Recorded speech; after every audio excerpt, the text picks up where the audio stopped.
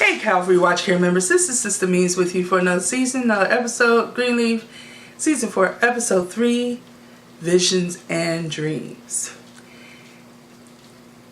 This was a good episode. There was a lot going on. So we are going to start with Grace goes to Arizona to meet AJ. Of course, he's rejecting her, but wants his money at the same time. You weren't supposed to come. You're supposed to send the money. That was the deal. He basically tells her they don't have anything to say. Either she's going to help or not. Give him the cash and go on home.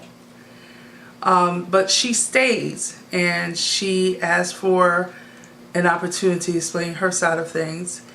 And she does get the opportunity. He gives his story of woe, which I believe is suspect because basically he says he got arrested and did time because he broke into someone's house, stayed there, and was sleeping there. He indicated he originally broke in because he was going to steal items to buy food. He knew that these people were going to be away for a while, so he took advantage of it because it was safe. It was a little cooler in there, and he just fell asleep and they came home unexpectedly and he was caught. So Grace convinces him that he's going to need someone to help him co-sign, what have you. And he says, well, I have, let's go apartment shopping. She says, you have something in mind? He says, yes. They go to the place that he has in mind. And everything looks good, but because he has a record, they're rejecting him. And so Grace sees that he is, upset about this, and she encourages him and says, look, I'll stay here until we get this together. He said, you're going to see more of the same. And she said, then I'm going to stay until we get it done. However, she gets a call from Lady May demanding her to get her tail back home, and she wasn't going to take no for an answer.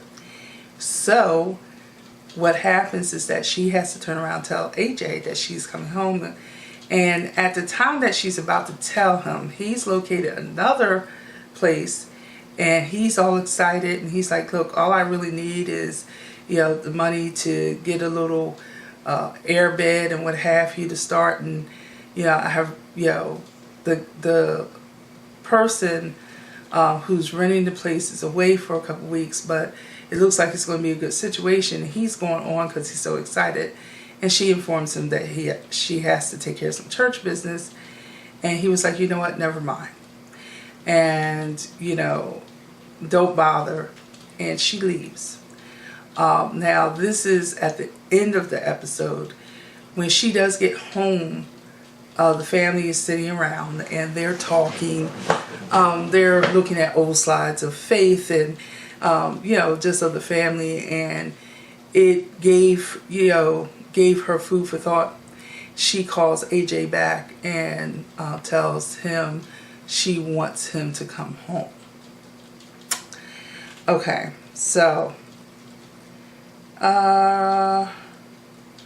Lady May has this dream. In this dream, she sees Bishop. He's near a painting of Jesus that was cut, and he's bearing a knife in his hand, and he has also got blood on his hands. And he looks to her and says he's sorry.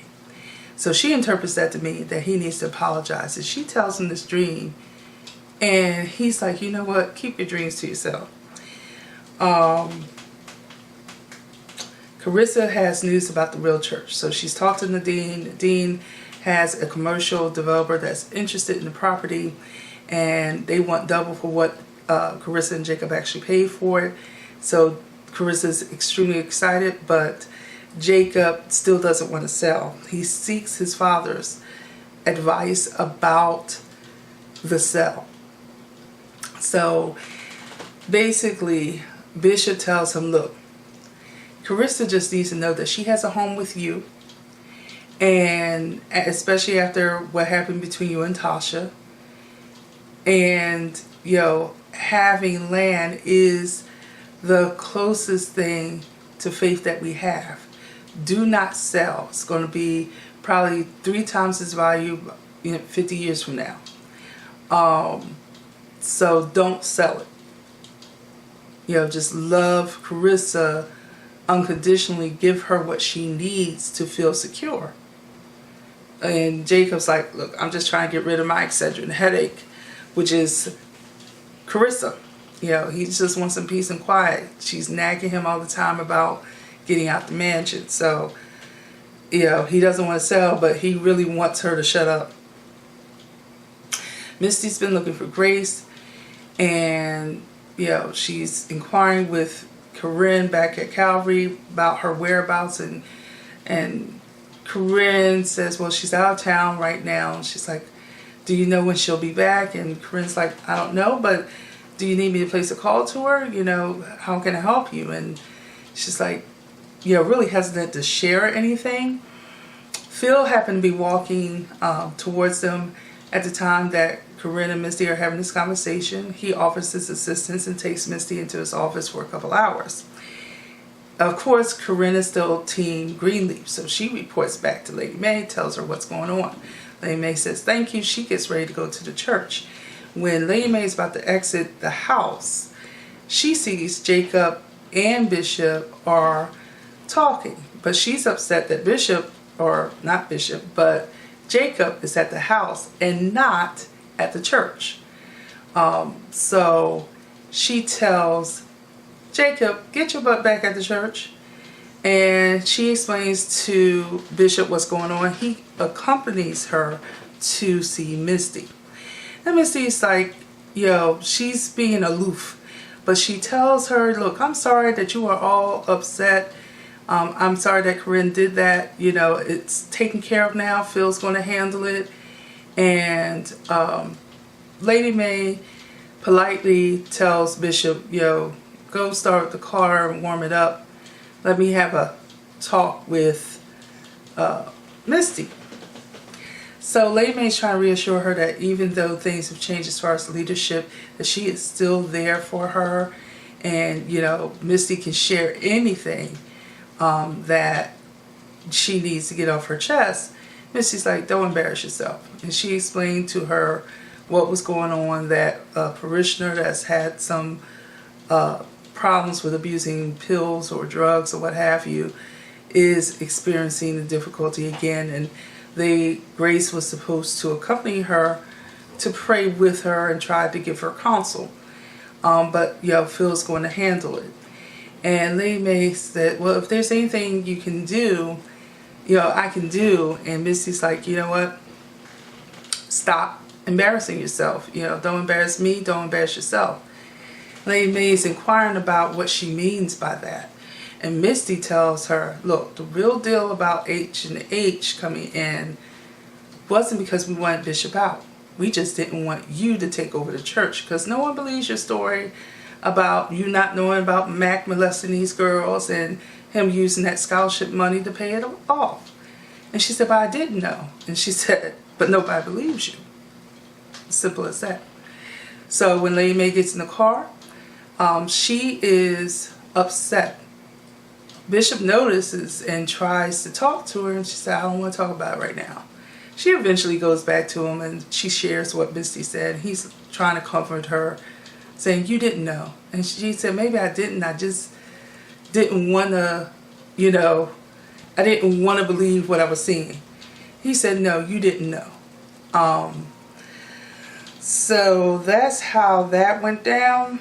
And Misty also had threatened to tell the deacon board about Grace's absence, and Lady May had begged her not to do so. That's what led to Lady May calling Grace and demanding her to come home, because she felt like, she's feeling like we're losing the church, and nobody cares. No one's doing what they're supposed to be doing. The only support that she truly has in her mind is from Corinne. Corinne is, telling her, advising her of things that are going on, and still respecting her with the title of pastor.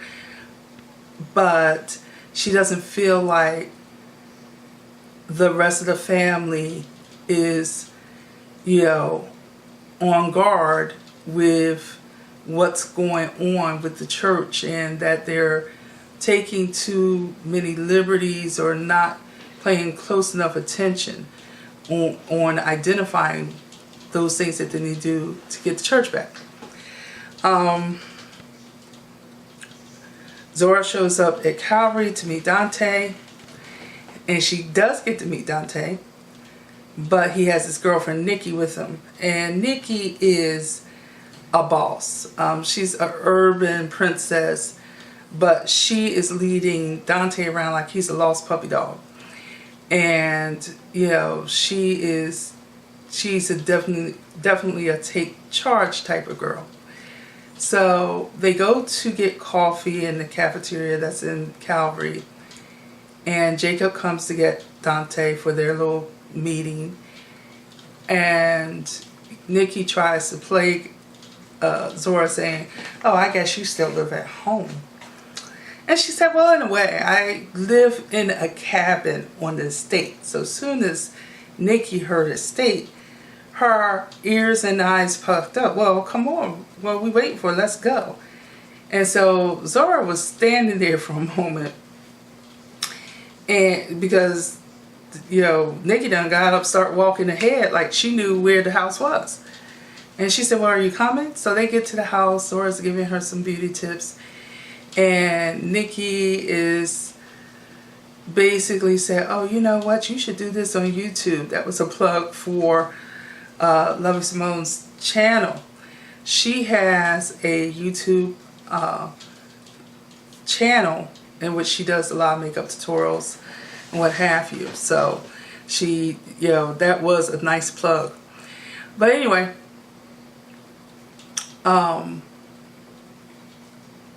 Nikki and Zora have this kind of awkward moment. It's almost as Nikki is flirting with her. I mean, she's touching her hair.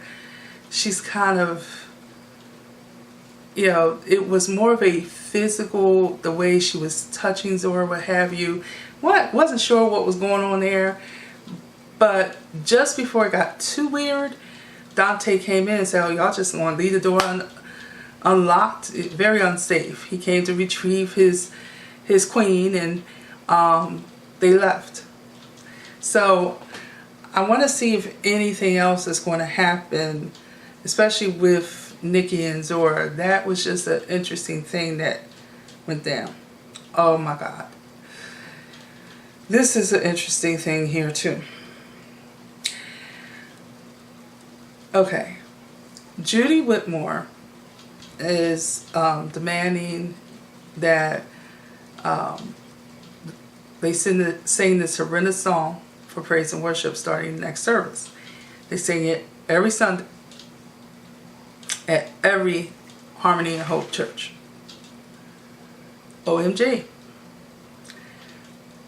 It's bad when you say a worship song to the Lord is horrendous. And Charity herself did the whitest piece of ear trash that she's ever heard. I don't know. It just, there was nothing right about this song. And it's horrible to say that when you're talking about a song that's supposed to be about praising your Savior. But there's nothing good about it.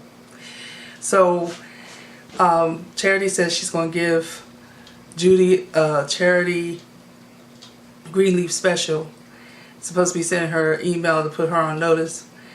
Carlton said, "No, don't get me in trouble. Only Grace is supposed to speak to her. Don't do that." So Charity said, "Okay, I'll let Grace handle it." She couldn't find Grace. Found out Grace is in Phoenix. And she goes and sends the email anyway. Phil finds out about the email, puts Charity on notice that, you know, this isn't Calvary anymore. This is Hope and Harmony and Hope, and you guys are going to conform. You don't tell Judy that y'all not going to sing that song. What's wrong with you? So when things got too hot, when he was getting in her grill about what she had done, she says, well, why is Grace in Phoenix? This makes feel very insecure because Bob Whitmore has an office in Phoenix. So he's trying to call around, see what's going on. Has Grace, been seen in Bob's office, and he's upset.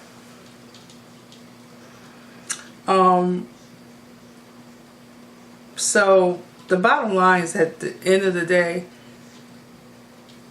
Charity and Judy do this duet of the song. Charity does her best to make it sound soulful. And if you could see the faces of the congregants, I mean, it was just hard. That was pretty much it, because I told you the ending at the beginning that Grace just, says that she wants AJ to come home. But I have some questions. His story sounds suspect to me. I don't think you can get, because he was in the federal pen and then he got moved to the work release. So federal time, not for a break-in and entering. I mean, unless he broke into something federal. Now, he's making it seem like he broke into a home. There's something not right about the story, and Grace is too emotional and feeling too vulnerable and guilty to really question it. If it was someone else, I think she would have been questioning it right away. I don't know. I mean, I'm no expert in the law. That's not my profession. But I've never heard of someone, unless they broke into a federal place, going to federal pen for breaking and entering, because that's literally what he did. Now, granted, he's done it several times. That was just one of the times he got caught. But something suspicious about his story. I don't understand this whole thing with Charity. Because, she is relying on Phil to give her an AP position when he becomes pastor. So she's totally going against her family, betraying her family. And Phil's not even certain if he has a position. He's very insecure. He's basically Bob Whitmore's, dog. You fetch and receive and do, and I'm going to feed you these promises. He's not guaranteed to have anything either. So all that is really suspect. I wonder what's going to happen next with this whole dynamic with AJ being introduced into it. So that's it for now. If you haven't already, hit subscribe. Tell me if you like the video. Tell me if you don't. Let me know what your thoughts are on this review and on Greenleaf. Until next time, bye.